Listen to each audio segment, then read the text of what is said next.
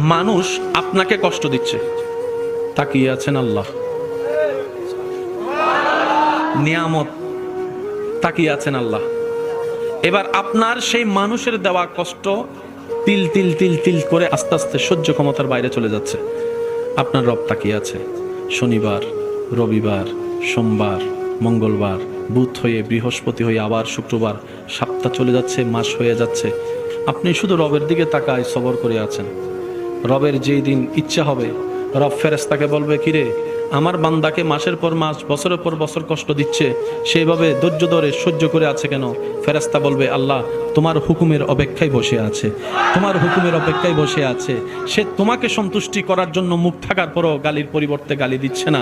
আল্লাহ সে তোমাকে রাজি করার জন্য মারের পরিবর্তে মার দিচ্ছে না।